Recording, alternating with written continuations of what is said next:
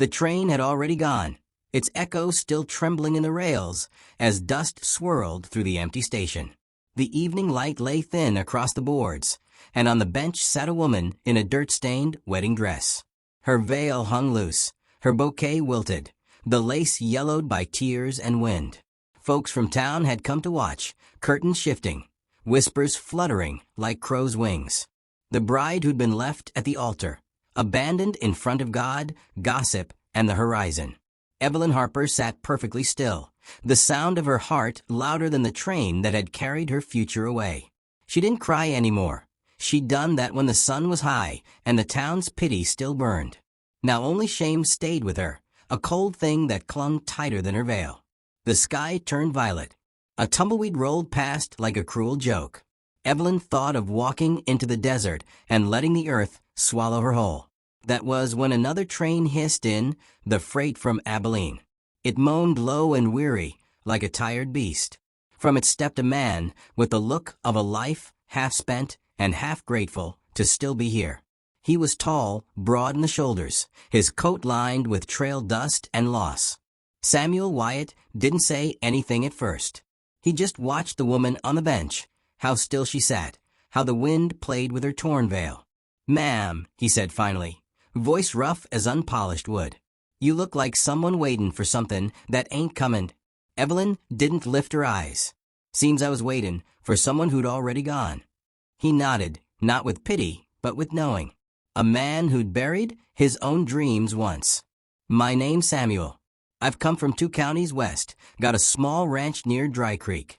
2 little girls waitin' there. Lost their mama last winter."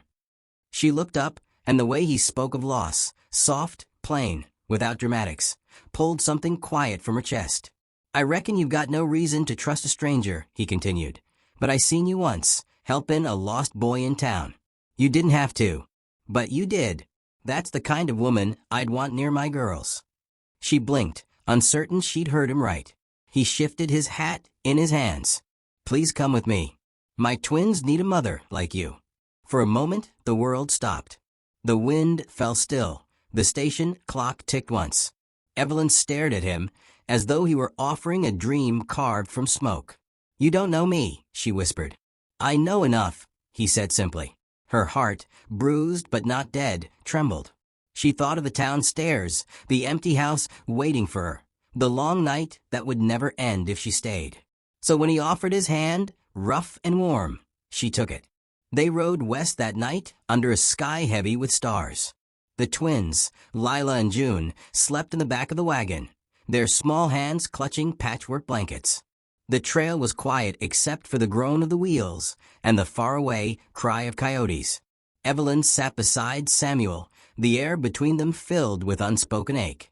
He told her how fever had taken his wife in spring, how he'd worked the land alone since, trying to raise 2 little girls and keep from breaking apart.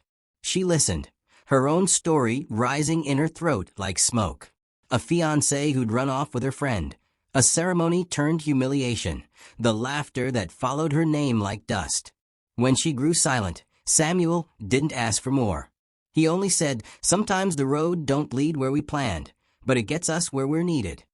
Hours later, she adjusted a blanket over one of the twins. Samuel saw, and in that quiet gesture, something softened in him.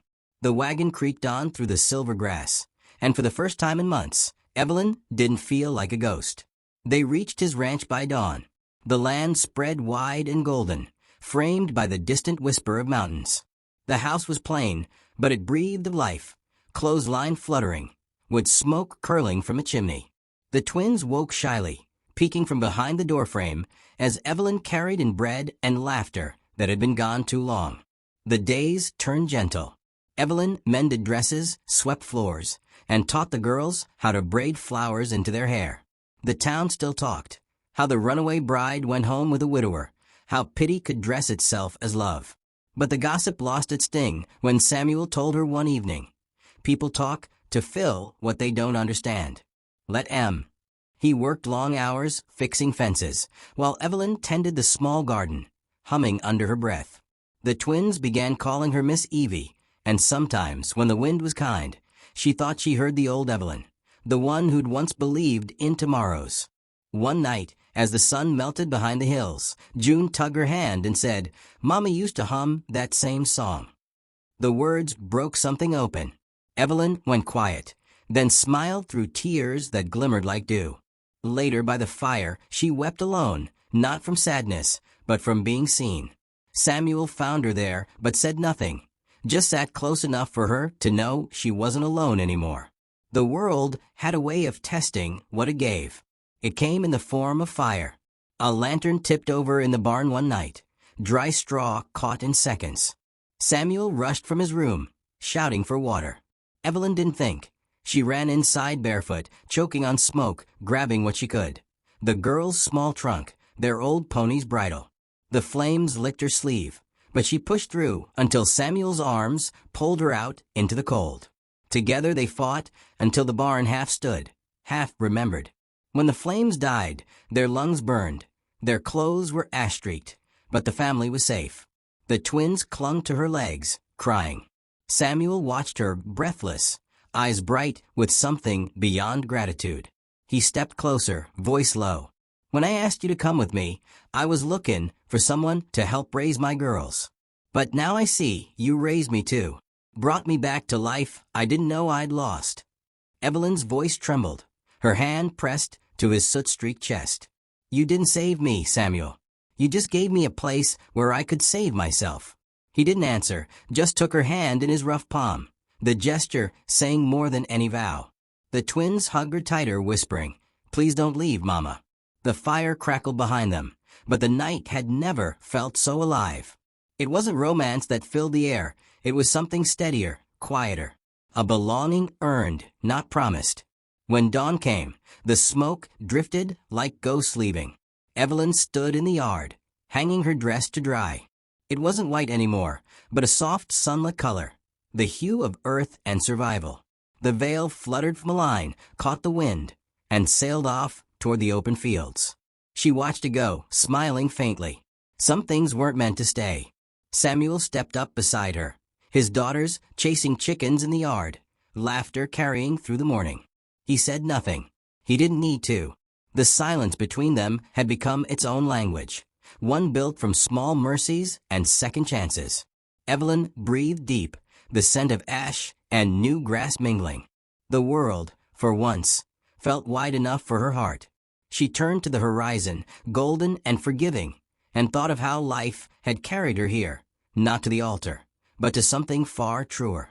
And if an old soul were to tell it years later, they'd say this: sometimes, what breaks you is only the world making space for what you were meant to hold. Love in the West didn't always come with rings or promises. It came quietly, in the shape of a wagon, a pair of children's hands, and a man who saw you not for what you'd lost, but for what still shone through the ruin. So when the sun rose higher and the ranch came alive with laughter, Evelyn Harper no longer looked like a bride left behind. She looked like someone finally home.